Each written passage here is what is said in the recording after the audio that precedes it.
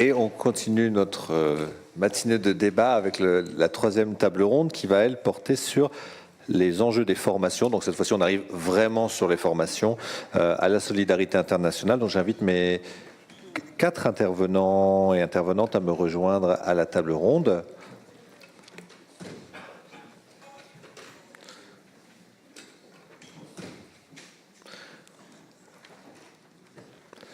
Donc effectivement, la question de la formation a été abordée dans les précédentes tables rondes. C'est assez logique. Donc on consacrera cette dernière table ronde aux enjeux de la formation.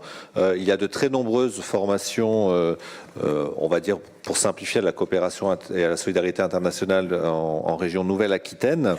Des formations qui peuvent être plus ou moins anciennes, qui ont dû s'adapter aux évolutions du contexte, qui ont dû adapter leur contenu pédagogique, leur méthode d'enseignement, etc. Pour former des... Alors là, on est plus dans la formation, donc notamment des salariés qui vont arriver sur un marché du travail qui est un petit peu contraint, dirons-nous. Et donc, pour aborder toutes ces questions des enjeux de la formation, donc cette fois-ci, on ne sera pas uniquement sur l'aspect association, on parle de la formation au sens large.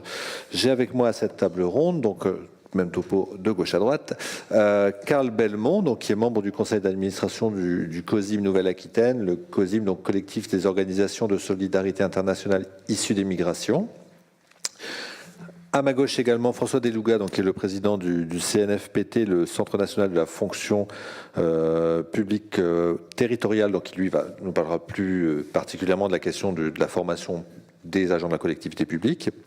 À ma droite, Jean-Claude Cuisinier-Rénal, qui est donc le président d'honneur de l'IFED Aquitaine. Et enfin, Stéphanie Wolschlegel, qui a réalisé dans le cadre de la licence professionnelle chargée de projet Solidarité internationale et développement durable, un diagnostic territorial sur les formations proposées en Nouvelle-Aquitaine dans le domaine de l'aide et de la coopération internationale. Et justement, pour commencer, peut-être demander à Stéphanie quels sont les principaux enseignements qui ressortent de l'enquête, du diagnostic territorial que vous avez mené avec Aurore Tersou, que je vous prie d'excuser, qui est inscrite dans le programme, qui aurait dû être là, mais qui malheureusement est souffrante et donc ne peut pas participer à nos travaux. Stéphanie. Oui. Bonjour à tous, merci. Effectivement, nous, dans notre diagnostic, on a 2 enjeux vraiment primordiaux qui ressortent. C'est l'adéquation avec la formation et le monde professionnel. Je parle, c'est-à-dire de l'interaction des professionnels dans la formation. Ce qui est vraiment important, puisque de toute façon, on doit devenir prochainement des professionnels, donc on a besoin de ces interventions. Donc, ces professionnels nous apportent leur expérience, leur évolution de carrière. Ça permet aussi d'avoir un réseau, ce qui n'est pas négligeable. Les points négatifs, c'est qu'effectivement, on a des contraintes financières et administratives. Et comme on le sait, l'université n'a pas un budget extensible. Voilà. Le deuxième enjeu, c'est l'employabilité. Donc, malgré le fait que cela se rétrécit, il existe diverses stratégies après les formations, c'est-à-dire les différents volontariats, le travail en local ou en international.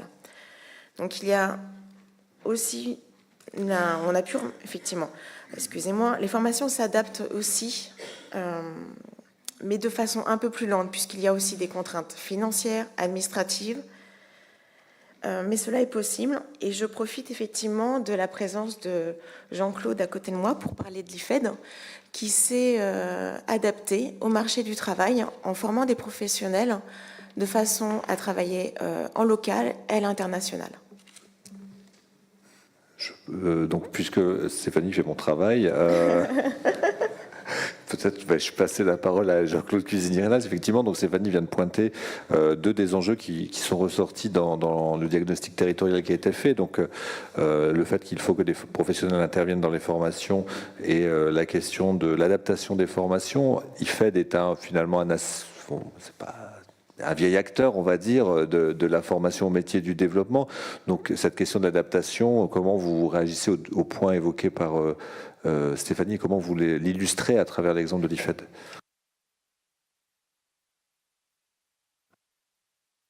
Je ne sais pas si c'est une vieille institution, mais elle a fêté ses 30 ans récemment.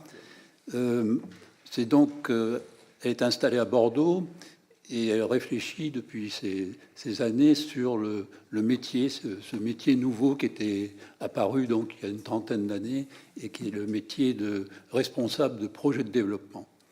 Alors, cette réflexion, bon, elle a abouti à un noyau dur qui est le noyau de compétences sur lequel on a commencé à insister et qu'on pourrait décliner, mais qui sont des compétences qui se sont, c'est vrai, professionnalisées, comme on a dit, dans la mesure où on passait un petit peu du bénévolat de l'humanitaire à quelque chose de plus particulier qui était l'aide au développement humain, et un aide au développement humain qui, géographiquement, était au départ international et puis qui est passé après également au niveau local.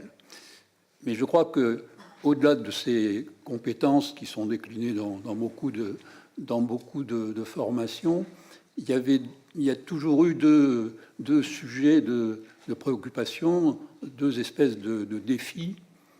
Le premier défi, c'est comment on fait pour transformer un étudiant, pour transformer un stagiaire qui a des compétences en quelqu'un qui va être capable de faire un diagnostic de situation et de prendre des décisions. Et ça, c'est donc toute une réflexion qui a abouti à la nécessité d'abord de s'entourer d'autres intervenants que les intervenants universitaires classiques et d'avoir recours véritablement à des intervenants professionnels, donc exerçant dans des ONG, exerçant dans des institutions. Donc il y avait cette dimension. Et l'autre dimension, c'était de dire qu'il faut vraiment créer des outils pédagogiques différents et qui sont des outils pédagogiques de mise en situation, en fin de compte, hein. Soit en faisant participer les stagiaires à des projets, soit donc en les détachant au cœur de différentes actions. Donc ça, c'était la première préoccupation. Et la deuxième préoccupation, c'était de s'adapter. Parce que le problème du développement, que vous connaissez bien, c'est que c'est une mouvance perpétuelle, à la fois au niveau des différents facteurs. C'est quelque chose qui devient de plus en plus complexe avec le temps. Et ceci s'accompagne d'une complexité et d'une évolution également des politiques publiques. Donc, là aussi, il fallait trouver un moyen d'avoir une adaptation permanente à des environnements extrêmement différents. Et en fin de compte, il fallait créer donc un binôme avec à la fois la structure de formation et à côté de la structure de formation, donc un système qui était un système d'accompagnement d'initiatives de développement, d'accompagnement à d'autres projets, de façon à intégrer en permanence les retours d'expérience de ces initiatives à l'enseignement initial. Donc ça nous est apparu très vite comme des conditions de pérennité et de légitimité de cet enseignement. Donc à la fois ces conditions de véritablement passer à des mises en situation concrètes et ces conditions de retour d'expérience permettant d'avoir une adaptation permanente de l'enseignement à son environnement. Vous évoquez la question des enjeux d'adaptation. Vous l'avez évoqué également tout à l'heure assez rapidement en disant aujourd'hui, l'IFED a commencé il y a 30 ans à former des cadres intermédiaires qui intervenaient dans des projets de développement. Aujourd'hui, l'IFED forme des coordinateurs de projets de développement local, mais qui ne sont pas forcément que pour intervenir à l'international, mais qui aussi aujourd'hui agissent au niveau local. Qu'est-ce qui vous a amené à cette évolution, à cette adaptation-là, en l'occurrence? Oui, mais je crois que c'est un virage qui a été pris il y a une quinzaine d'années. Et ce virage, bon, il y a eu plusieurs facteurs, si vous voulez. Il y a eu un facteur d'employabilité, c'est-à-dire que c'était le souci lorsque ces jeunes qui avaient fait une expérience internationale, souvent ils ne passent pas leur vie dans l'expérience internationale, hein. Ils reviennent sur le territoire, et là il fallait véritablement qu'ils aient la capacité d'exercer leur métier de développeur dans le territoire. Et donc il a fallu s'adapter à cette contingence. Et la bonne surprise, en fin de compte, ça a été de s'apercevoir qu'il n'était pas nécessaire de monter un autre système pédagogique, parce que ceux qui avaient fait une expérience extérieure avaient en fin de compte tous les outils avec eux pour recréer cette expérience dans notre environnement, et qu'il y avait même une sorte de valeur ajoutée dans leur cursus, dans leur CV, du fait de cette expérience internationale. Donc il y avait ce souci d'employabilité, et puis il y avait aussi le souci des politiques publiques qui, comme souvent on le dit en France, donc les décideurs vous disent bon, le Zambèze c'est bien, mais il faut aussi se préoccuper de ce qui se passe au niveau de l'environnement local et des préoccupations donc des crises économiques locales. Alors, on s'était concentré sur la table ronde précédente sur les acteurs associatifs. On a vu, enfin, ils ne sont pas les seuls à intervenir dans le champ de la coopération. On a la possibilité maintenant cette table ronde de discuter avec M. Deluga, donc du CNFPT. Les agents des collectivités locales sont évidemment très engagés. Enfin, il y a un fort engagement. Certes, pas toujours évident compte tenu du contexte politique, mais des acteurs, des agents des collectivités sur la coopération internationale. Comment vous voyez les enjeux qui se posent aujourd'hui, en écho à ce que vient de dire Jean-Claude Cuisinier-Reynald et Stéphanie Wolschlegel, par rapport à la formation des agents? Alors, d'abord, merci de l'invitation. Juste quelques mots pour dire ce qu'est le CNFPT, Centre national de fonction publique territoriale, parce qu'il y a beaucoup d'associations, d'associatifs, et si le CNFPT est très connu des agents territoriaux des collectivités, il est assez inconnu à l'extérieur. Le Centre national de fonction publique territoriale, c'est la structure de formation qui gère la formation des 1 900 000 fonctionnaires territoriaux. Et si on enlève l'éducation nationale et l'université, c'est sûrement la première structure de formation en France, puisque nous avons 1 million de stagiaires par an. Voilà, c'est-à-dire qu'un fonctionnaire territorial sur 2 vient chaque année au sein du CNFPT. Alors l'action du CNFPT sur la formation, puisque c'est son cœur de métier en matière de coopération internationale, de coopération décentralisée, d'aide au développement. Alors d'abord, nous avons identifié le nombre d'agents sur ces 1 900 000 qui relèvent de ces missions dans les collectivités. Ils sont très peu nombreux, il y en a 1500 à quelque chose près au niveau national. Donc vous voyez, c'est un tout petit pourcentage de l'ensemble des fonctionnaires territoriaux. Pour autant, parce que ce sont les valeurs du CNFPT, le CNFPT travaille toujours les valeurs d'abord, la technique après. Pour autant, ils ont le même accès au droit à la formation que l'ensemble des fonctionnaires territoriaux. Et par conséquent, ça va fluctuer d'une année à une autre. Donc nous avons des chiffres très erratiques. J'ai là quelques-uns. En 2013, il y avait 73 stagiaires à l'échelle nationale. En 2015, il y en avait 314. Vous voyez, et 260 l'année dernière. Donc ça bouge beaucoup, ça dépend des demandes des collectivités et de ces agents. Ce sont essentiellement des agents de catégorie A, voire de catégorie B, très peu de catégorie C. Il faut bien préciser ces choses-là. Donc, on forme les agents de la territoriale aux besoins. Et là, on est, c'est vrai, souvent dans l'aspect conduite de projet, cadre juridique, gestion financière. Pas que, mais quand même, ça représente plus de la moitié de nos formations. Et puis, le CNFPT a une action propre. C'est-à-dire qu'il est aussi acteur de coopération avec les pays du Sud. Depuis une dizaine d'années maintenant, depuis 2009, il y a une montée en puissance assez forte de ces actions qui sont cadrées par la Cour des comptes qui nous surveille de ce point de vue-là. Donc nous intervenons soit à la demande du ministère des Affaires étrangères pour accompagner des opérations de développement qui sont financées par le ministère des Affaires étrangères. C'est le cas au Mali, par exemple. Nous intervenons à la demande des collectivités qui ont une coopération avec une ville, avec une région, et qui nous demandent de les accompagner sur le volet formation ou sur le volet décentralisation. Et puis, nous avons aussi des États qui nous demandent d'intervenir directement. Donc nous le faisons après validation par le ministère des Affaires étrangères. Et là, nous allons travailler sur, par exemple en Tunisie, nous avons un accord de partenariat assez fort.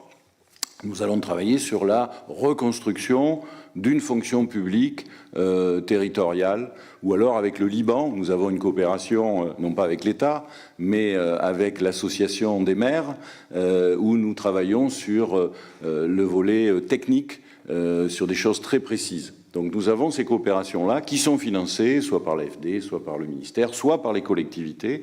Et nous avons donc une capacité assez forte d'expertise en matière de formation. Nous avons participé nous avons même largement coécrit tout le système de formation de Madagascar au moment où il y a eu un changement politique. Et donc on parlait des évolutions 2 ans après, tout ce que nous avons fait est tombé à l'eau, mais c'est un exemple de ce que nous faisons avec beaucoup d'autres pays. Nous avons fait le Maroc, nous le faisons, j'entendais parler de e-learning ce matin avec l'Algérie, par exemple. Nous avons une coopération sur le e-learning en Algérie. Bref, toute une série d'interventions. Nous sommes nous-mêmes acteurs de cette coopération avec une capacité d'intervention assez forte, puisque nous avons des agents que nous pouvons mettre à disposition, où nous allons, dans les agents des collectivités territoriales experts, dans les 1500, nous allons leur demander d'être nos intervenants, ou bien dans nos formations, ou bien sur le terrain, et nous les prenons en charge, et ça c'est un point extrêmement important. Mais ce que je veux vraiment dire, c'est que le CNFPT part de ses valeurs, toujours, valeurs républicaines. Et c'est sur cette base-là que nous définissons nos projets, avec des priorités que sont la francophonie et le bassin méditerranéen, et l'Afrique de l'Ouest. Voilà, ce sont nos priorités géographiques, définies par le ministère des Affaires étrangères, mais dans lesquelles nous nous retrouvons bien.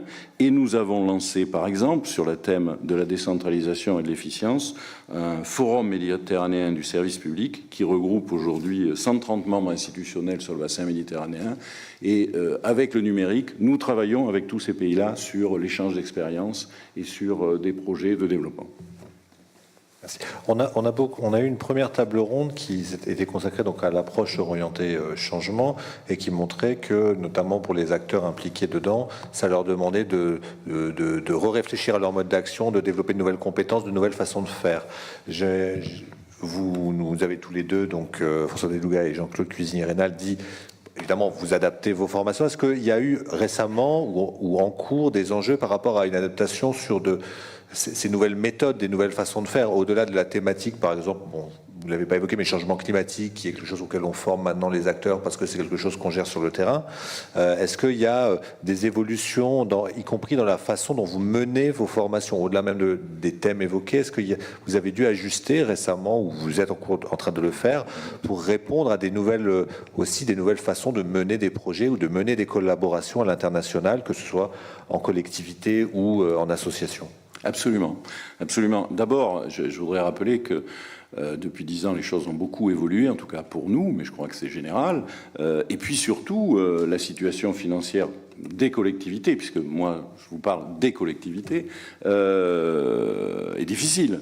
Les baisses des dotations par le passé, aujourd'hui 13 milliards d'euros annoncés sur les 5 ans de baisse des dépenses publiques des collectivités. Je passe sur la suppression des emplois aidés, sur d'autres joyeusetés de ce genre qu'on découvre tous les jours, fait que toujours les collectivités cherchent quelle est la variable d'ajustement dans leur budget. On peut dire que la coopération fait partie de ces variables d'ajustement dans un certain nombre de collectivités. C'est pas le cas en Aquitaine, je veux le dire. C'est pas le cas en Aquitaine, et le président de la région est très attaché. Il a un attachement personnel à cette coopération internationale, ce qui fait que la région continue à financer. Mais ça n'est pas le cas partout. Et d'ailleurs, on le voit sur la stagnation du nombre d'agents dans les collectivités qui suivent ces dossiers-là. Parce que je vous ai donné le chiffre de 1500, mais c'est 1500 depuis 10 ans. Ça n'a pas augmenté du tout. Donc on est là sur une situation compliquée. Ensuite, oui, des évolutions considérables. Le numérique apporte des évolutions dans la façon de faire la formation considérables. Et en particulier permet aussi, de manière très positive, de développer de nouvelles formes de formation à distance, beaucoup moins coûteuses et qui permettent d'être assez efficaces. Et puis pour ce qui concerne le CNFPT, nous sommes dans une phase que j'appelle la révolution numérique et pédagogique, puisque nous sommes en train de passer d'une forme de formation assez, voilà, on présente, on explique, on est en présentiel, tous les stagiaires sont là, on leur dit ce qu'il faut faire, on leur donne le cours, à la pédagogie inversée, via le numérique. C'est-à-dire que nous sommes en train, pour 2018, de basculer 50% de nos formations hybridées, numérique, présentiel. Tout ce qui est connaissance sera acquis sur le net avant de venir en stage par les stagiaires. Le moment du stage, et en particulier sur la coopération, sera un moment où on échange des expériences, où on essaie d'expliquer ce qui n'a pas été compris et où on essaie de monter un réseau. Voilà. Et ensuite, après cette formation en présentiel, on va retrouver un panel de dossiers, d'informations, de connaissances beaucoup plus approfondies où le stagiaire peut aller puiser s'il veut aller plus loin dans sa formation. Donc c'est une révolution complète dans la façon de faire la formation.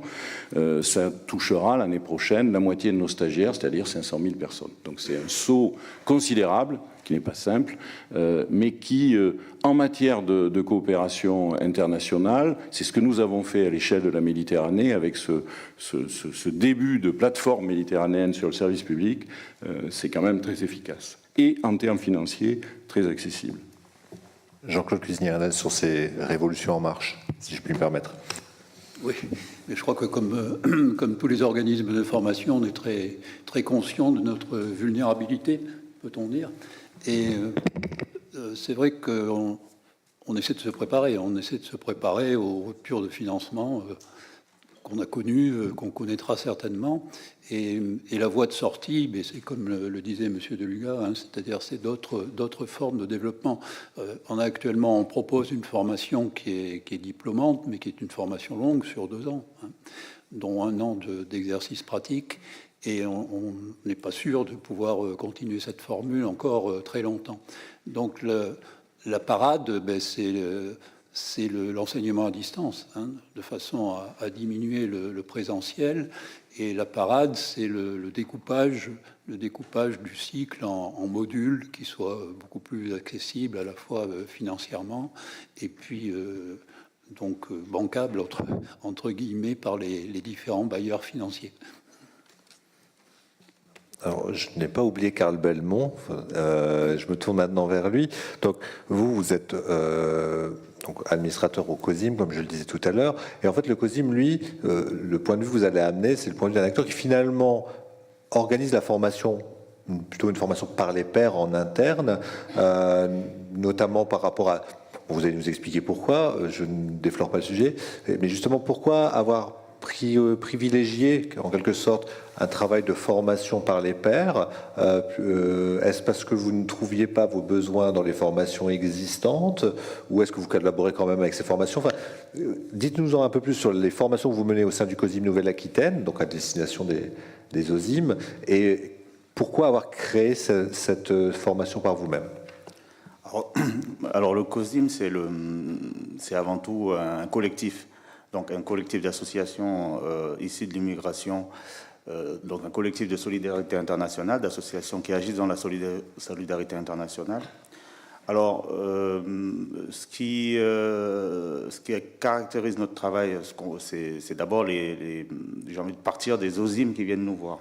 Donc les OSIM, ils viennent nous voir d'abord par rapport au dispositif PRAOSIM. Dans un premier temps, c'est la démarche de financement de projet. Alors, le dispositif PRAOSIM, c'est le programme d'appui aux organisations issues de l'immigration qui est historiquement mis en place par le ministère des Affaires étrangères et qui a organisé sur le territoire des opérateurs d'appui, que nous sommes, nous, COSIM Aquitaine, opérateurs d'appui en Aquitaine, et il y en existe d'autres dans toutes les régions de l'Hexagone. Alors, les organisations, ils viennent nous voir, d'abord avec l'objectif d'obtenir éventuellement un financement pour leur projet. Ce qu'on se rend compte, c'est qu'on a affaire souvent à des organisations qui ont déjà agi sur le terrain par leurs propres moyens. Donc des gens qui sont, qui, en dehors de toute technique de projet, en dehors de toute connaissance, ni de technique de conduite de projet, ni les nouvelles approches dont on a parlé dans les tables rondes précédentes, mènent déjà des projets exceptionnels et parfois avec beaucoup de réussite sur le terrain. Et donc nous, ce qu'on essaye de faire, c'est parce que les enveloppes sont ce qu'elles sont, on sait que les gens n'auront pas tous un financement à leur projet. On essaye de faire en sorte, lorsqu'ils viennent nous voir et qu'ils s'en vont, qu'ils s'en aillent avec des outils nouveaux. En gros, pour nous, ce qu'on voudrait, c'est les former sans trop les déformer. C'est-à-dire, ils viennent nous voir avec leurs engagements et avec leur savoir-faire. On sait qu'ils seront pour la plupart déçus parce qu'ils sont formés à... On a peut-être une trentaine d'organisations en formation. Il y en a 3 ou 4 qui arrivent à décrocher, malgré la qualité de leur projet, le financement pour lequel ils sont venus nous voir d'abord. Mais ensuite, lorsqu'ils s'en vont, on a des personnes qui sont un petit peu mieux outillées pour affronter d'autres appels à projets. Donc, ce besoin, c'est d'abord un besoin d'accompagnement. Donc, c'est un public de non-professionnels. Ce n'est pas une formation diplômante. Donc, c'est un accompagnement. Et cet accompagnement, on le donne à des personnes qui parfois ont des métiers dans lesquels ils utilisent des outils comparables. Donc là, pour nous, c'est très facile, ça va très vite. Et puis, il y a d'autres personnes qui arrivent avec simplement leurs engagements. Et là, on repart de zéro avec les rudiments de base sur la conduite de projet.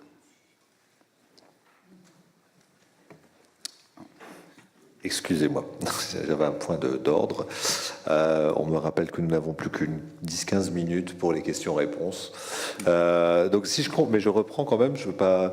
Donc si je comprends bien, c'est la nature même du public qui participe à vos formations, le dispositif auquel vous formez, qui fait que vous avez eu le besoin d'organiser en interne, j'ai envie de dire, ce cursus de formation plutôt que de voir avec d'autres types de formations si elles pouvaient répondre à ce besoin. Oui, c'est la nature même du public et surtout on a affaire à un public qui connaît déjà le terrain. L'aspect culturel, ce public est complètement imprégné de cet aspect-là. Elle vient par rapport à ce dispositif et aussi peut-être parce que elle ne trouve pas forcément réponse ou nature dans les autres formations qui sont proposées à ce qu'elle cherche. Certainement. Merci. Alors le problème de la dernière table ronde, c'est toujours que c'est celle qui est la plus contrainte en temps, hein, donc je suis vraiment désolé pour vous. Donc je vais me tourner vers la salle maintenant. Enfin, on a vraiment esquissé, hein, vous vous rendez bien compte, sur la formation, il y a beaucoup plus de choses à dire que ce que nous avons évoqué. Mais peut-être prendre quelques réactions, questions. On a 10-15 minutes, pas plus, pour pouvoir faire répondre ou réagir les intervenants. Je pars de la droite. Enfin, la mienne. Donc, madame, est-ce qu'il y a d'autres demandes? Merzou. Levez bien. Ah oui, 3 personnes. Ah, c'est bien, on va tenir les 10 minutes. Allez, madame, allez-y. Donc, présentez-vous, s'il vous plaît. Bonjour, je suis Francine Amétenou de l'ONG Médecins d'Afrique. Je voudrais juste intervenir, c'est juste une contribution par rapport à tout ce que vous avez exposé. Je suis heureuse d'entendre qu'il y a effectivement des avancées au niveau des formations. Nous intervenons, nous, dans l'urgence, dans le développement en Afrique. Et on a souvent donc recours à des professionnels qui sont formés, donc venant d'Europe, de France, et qui viennent donc sur le terrain pour pouvoir nous accompagner dans la mise en œuvre des projets. Et quelquefois, on est confronté à des situations assez difficiles où on a effectivement des professionnels qui sont très très bons techniquement et qui sont vraiment engagés, qui sont volontaires et qui sont donc confrontés aux réalités du terrain. Donc je fais un petit peu le lien avec ce qu'on a eu à la table ronde précédente, où effectivement la connaissance du terrain est très très importante. Et on a eu effectivement des cas où on a été obligé de rapatrier en urgence des personnes qui ne sont pas du tout, qui ne se sont pas adaptées du tout au terrain, soit parce que effectivement c'était assez compliqué pour elles de voir les situations des populations sur le terrain, soit parce que les conditions de vie ne leur convenaient pas réellement, soit parce que quelquefois, effectivement, même si on est dans cet engagement, on estime aussi que quand on va en humanitaire, eh bien, on peut faire un petit peu ce qu'on veut et qu'on ne comprend pas quelquefois qu'il y a des règles à suivre, surtout lorsqu'on est dans des pays assez difficiles, où on est dans des urgences ou dans une géopolitique où il faut respecter certaines règles pour pouvoir sauvegarder son intégrité et sa sécurité. Donc ces personnes, quelquefois, c'est assez difficile pour elles de se confronter à ces règles qui sont mises en œuvre, qui sont mises en place sur le terrain par les organisations des Nations Unies, tout simplement. Et qu'on suit, effectivement, nous, en tant qu'organisation, faisant partie de ce monde humanitaire. Donc c'est vraiment pour rebondir un petit peu sur ce que vous dites. J'ai entendu qu'il y avait effectivement des mises en situation lors des formations, des mises en situation concrètes. Donc je ne sais pas ce que ça comporte effectivement. Est-ce que j'ai mal entendu? Est-ce que les personnes vont sur le terrain pendant une certaine période pour comprendre, être confrontées effectivement aux réalités du terrain? Ou est-ce que c'est simplement les professionnels qui reviennent du terrain et qui leur expliquent effectivement ce qu'elles ont connu sur le terrain, en sachant que chacun est différent face à la capacité, à cette résilience au niveau de ce qui se passe sur le terrain. Donc voilà, c'était pour comprendre un petit peu mieux la mise en situation concrète des personnes qui sont formées en France, à l'IFED ou autre. Merci. Merci. Merzouk. Bonjour, moi je m'appelle Merzouk Kassel, je suis de la licence pro. Je me posais une question parce que là vous avez parlé des enjeux de formation, etc. C'est vrai qu'après avoir suivi une formation justement de la licence professionnelle, on remarque facilement en fait que les étudiants à la sortie, donc diplômés, vont vers des services civiques, des volontariats à l'étranger, ce qui amène plus ou moins à une certaine précarité, sachant qu'en tant qu'étudiant, c'est difficile, en termes de financiers, de subvenir à nos propres besoins, etc. Le service civique engendre aussi une précarité par la suite. Donc, ce que je comprends, est-ce que vous auriez des conseils en tant que professionnel à nous donner en tant que soit étudiant, soit futur diplômé, finalement par rapport à la question d'accès à l'emploi, parce qu'il y a un certain paradoxe entre les enjeux de formation et la sortie de la formation. Voilà. Merci. Donc, monsieur.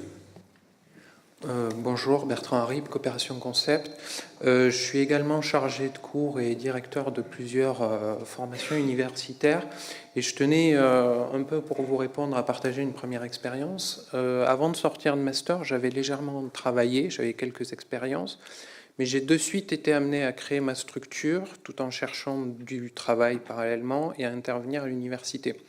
Et effectivement, j'ai très vite été amené à me poser la question de l'insertion des jeunes.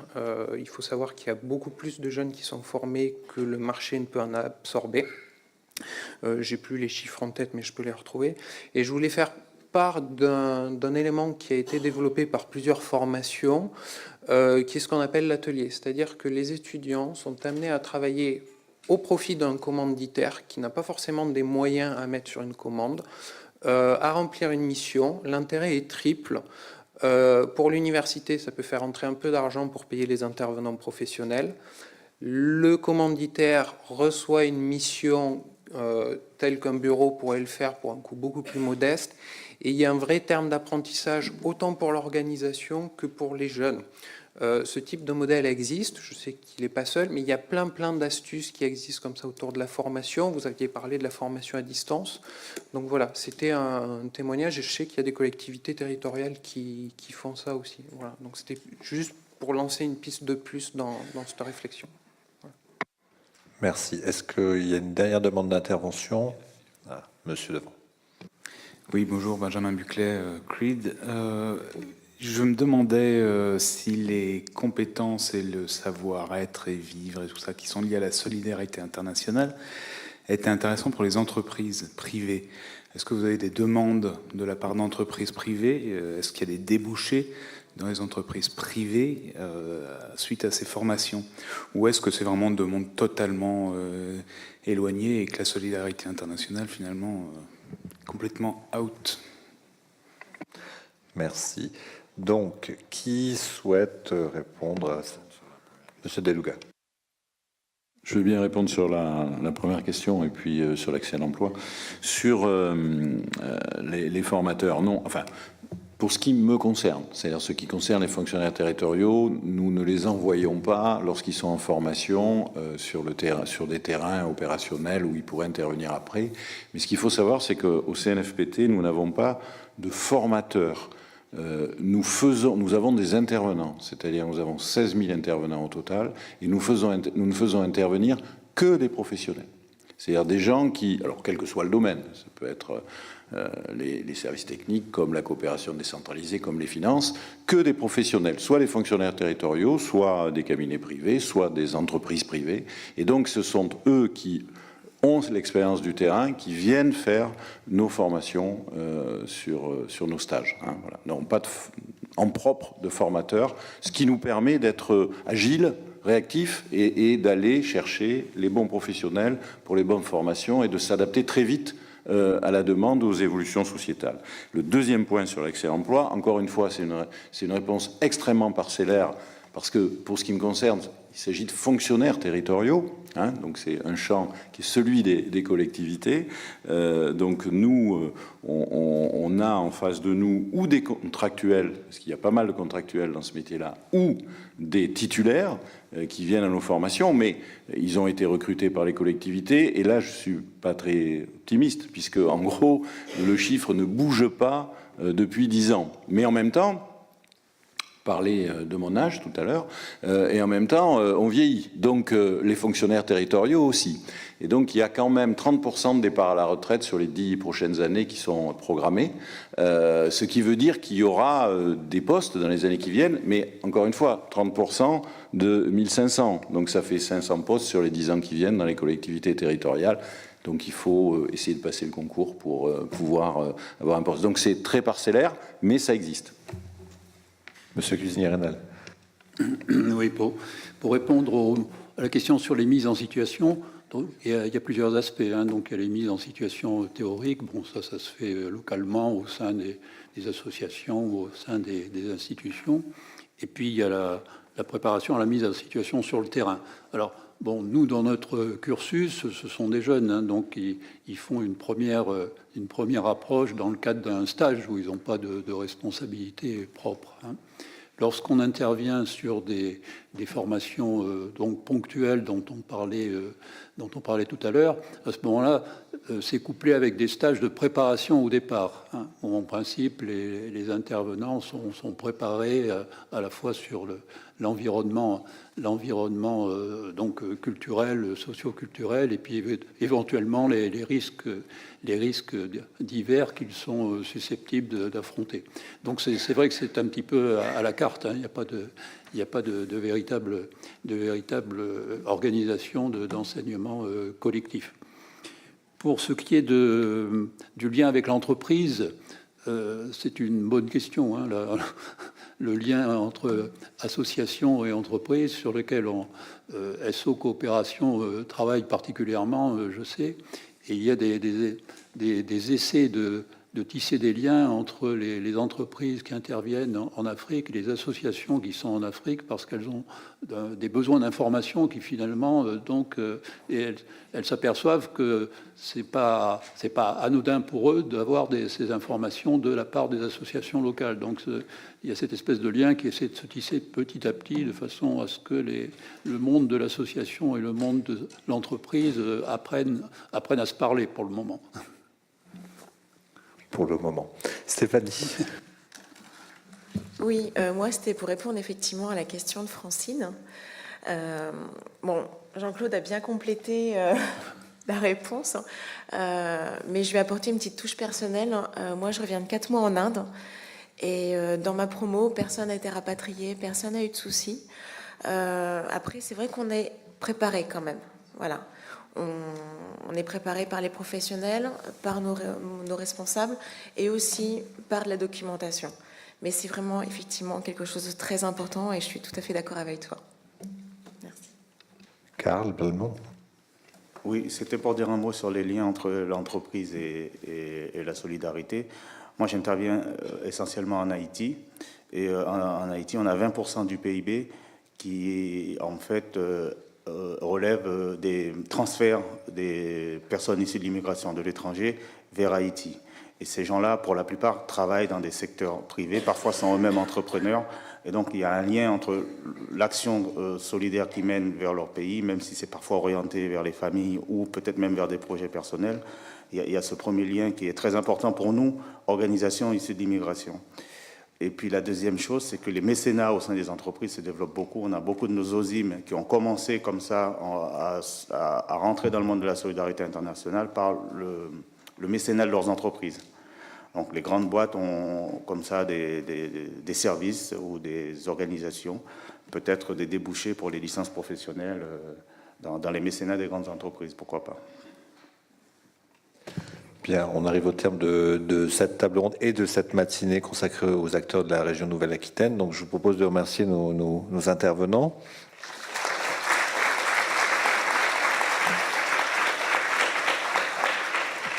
Et le colloque ne fait que commencer, il reste 1 jour et demi, donc je vais céder la parole à Elisabeth qui va introduire l'ouverture officielle du colloque. Merci.